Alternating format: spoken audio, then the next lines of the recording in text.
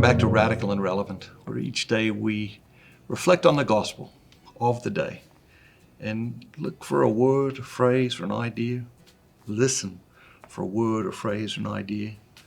Allow to God to speak to us through that word, phrase, or idea to direct us so we can live the gospel more deeply. Today's reading comes from the Gospel of Mark, chapter 6, verses 45 through 52. Immediately, Jesus made his disciples get into the boat and go before him to the other side, to Bethsaida, while he dismissed the crowd. And after he had taken leave of them, he went up into the hills to pray. And when evening came, the boat was out on the sea, and he was alone on the land. And he saw that they were distressed in rowing, for the wind was against them. And about the fourth watch of the night he came to them, walking on the sea. He meant to pass by them. But when they saw him walking on the sea, they thought it was a ghost, and cried out.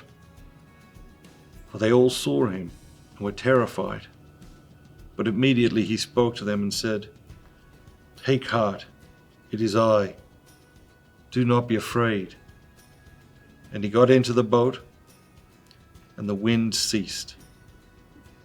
And they were utterly astonished, for they did not understand about the loaves, but their hearts were hardened. What is it that jumps out at you today? Is there a word or a phrase or an idea that the Spirit uses to stir your hearts?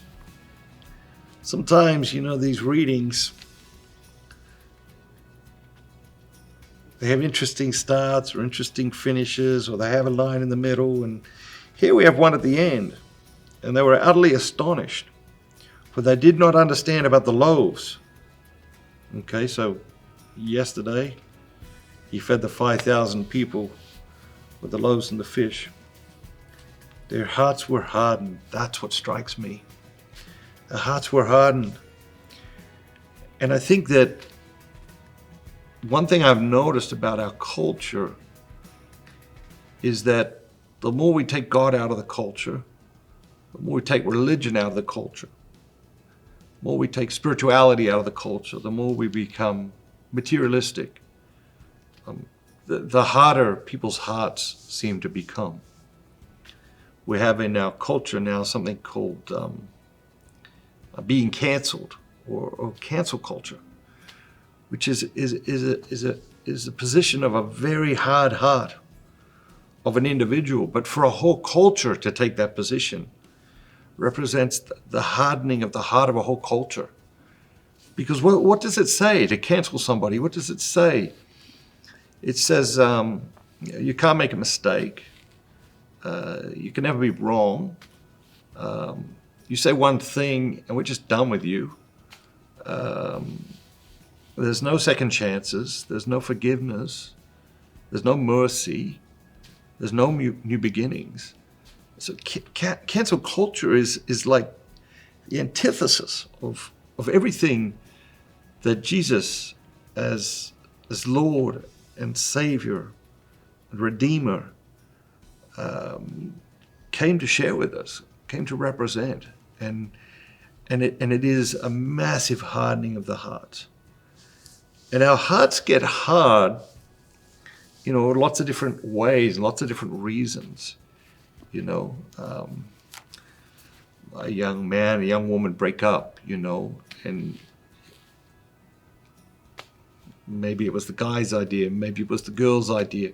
But the other person, it's so easy for their heart to become hardened, And of course, if that happens several times, then we meet people who say, "Oh, all men are this," or people who say, "Oh, all women are that."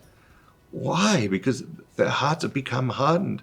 Not that they weren't hurt, not that they weren't, mistreated maybe. But The call of the gospel is not to let our hearts become hardened.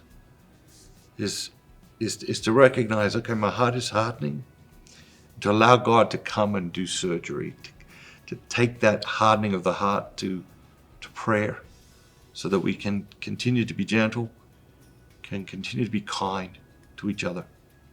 Have a great day, and remember, be bold, be Catholic.